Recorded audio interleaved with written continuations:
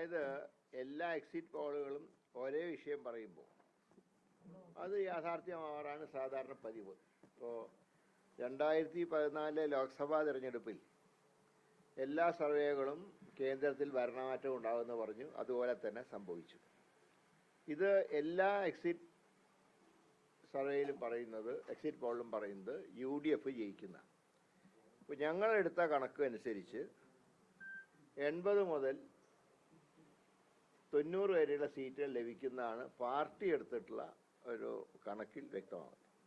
ഇത് രണ്ടും ചേർന്ന് നോക്കുമ്പോൾ എക്സിറ്റ് പോളുകൾ പൂർണ്ണമായിട്ടും ശരിയാണെന്നാണ് ഞങ്ങളുടെ ഒരു അസസ്മെൻറ്റ്.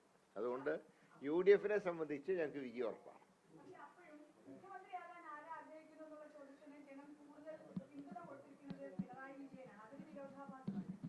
അല്ല, പിണറായി വിജയൻ അങ്ങനെ വലിയ മുൻതൂക്കം ഉണ്ടെന്നൊന്നും ഞാൻ കരുതുന്നില്ല. മുൻതൂക്കം ഉണ്ടെങ്കിൽ ആ പാർട്ടി ജയിക്കണ്ടേ.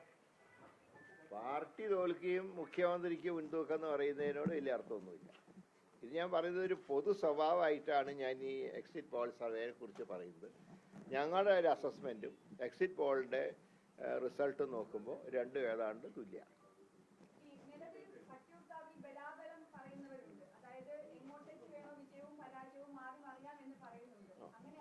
അല്ല, ഞങ്ങളുടെ കണക്കനുസരിച്ച് വട്ടിയൂർക്കാവ് ഉൾപ്പെടെയാണ് ഞങ്ങൾ പറഞ്ഞ ഈ മിനിമം 80 എന്ന് പറയുമ്പോൾ അതിൽ വട്ടിയൂർക്കാവും ഞങ്ങൾ ഉൾപ്പെടുത്തിയിട്ടുണ്ട്.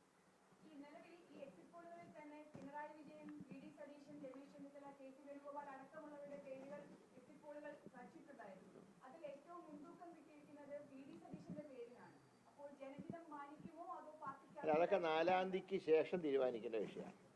4-ാം തീയതിയുള്ള റിസൾട്ടിനെ കുറിച്ച് ഞങ്ങൾക്ക് ശുഭപ്രതീക്ഷയാണ്. അതിനുശേഷമുള്ള കാര്യങ്ങൾക്ക് അതിൻ്റേതായിട്ടുള്ള നടപടിക്രമങ്ങളുണ്ട്. ഞങ്ങൾ മുമ്പ് സൂചിപ്പിച്ചതാണ്. അതിന് ആവർത്തിക്കേണ്ട ആവശ്യമില്ല.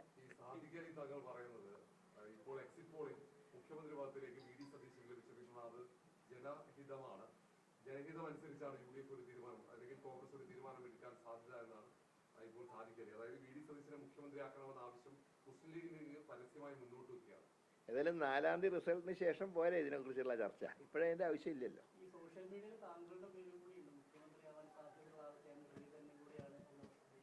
ഏതായാലും ഞാൻ പറഞ്ഞത് 4-ാം തീയതി കഴിഞ്ഞിട്ട് നമുക്ക് ആര് മുഖ്യമന്ത്രിയാവണമെന്നുള്ള കാര്യമൊക്കെ അന്ന് ചർച്ച ചെയ്താൽ മതിയല്ലോ.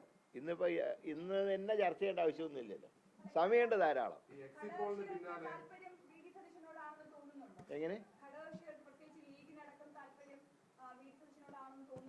അല്ല, അങ്ങനെ ഒരു തോന്നലിൻ്റെ ഒന്നും ആവശ്യമൊന്നുമില്ല. പാർട്ടി നേതാവിനെ തിരഞ്ഞെടുത്തു കഴിഞ്ഞാൽ സ്വാഭാവികമായിട്ടും മറ്റ് ഘടകകക്ഷിയോട് ഞങ്ങൾ വിവരം അറിയിക്കും. ഇങ്ങനെ ഇതാണ് ഞങ്ങളുടെ ഒരു വികാരം എന്ന് അറിയിച്ച് അവരുടെ കൂടെ പെർമിഷൻ വാങ്ങിച്ചിട്ടാണ് പ്രഖ്യാപനം നടത്തുക.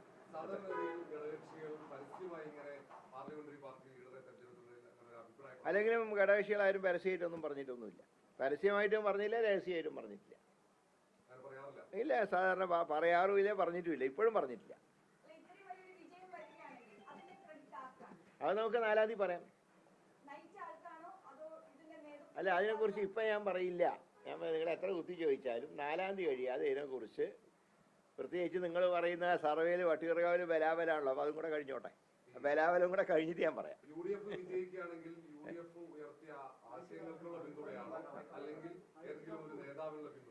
ടീം UDF എന്നുള്ള ആശയത്തിനുള്ള പിന്തുണയാണ്. Team UDF. അപ്പോൾ ജയിച്ചു കഴിഞ്ഞാൽ എല്ലാവർക്കും അതിൻ്റേതായിട്ടുള്ള ഉത്തരവാദിത്വമുണ്ട്. അതുകൊണ്ടാണ് ടീം UDF എന്ന് പറയുന്നത്. എല്ലാവർക്കും അതിൻ്റേതായിട്ടുള്ള കോൺട്രിബ്യൂഷൻ ഉണ്ട്. 10 വർഷത്തെ ഭരണം കഴിഞ്ഞിട്ടാണ് വീണ്ടും അധികാരത്തിലേക്ക് വരുന്നുള്ള ഈ സർവേ റിപ്പോർട്ടുകൾ കാണിക്കുന്നത്. പക്ഷെ അപ്പോഴും ഒരു വലിയൊരു ഭരണവിരുദ്ധ വികാരം ഉണ്ടായിട്ടില്ല എന്നതാണല്ലോ ഇതിനകത്ത് കാണുന്നത്. പക്ഷെ അത് റിസൾട്ട് വരുമ്പോൾ ആ സംശയത്തിന് മറുപടി ഉണ്ടാവുന്നതാണ് ഞങ്ങൾ കണക്കാക്കുന്നത്. ഈ എക്സിറ്റ് പോളിൽ പറഞ്ഞതിനേക്കാൾ കൂടുതൽ ഞങ്ങൾക്ക് സീറ്റ് കിട്ടും. അതാ ഞാൻ പറഞ്ഞു.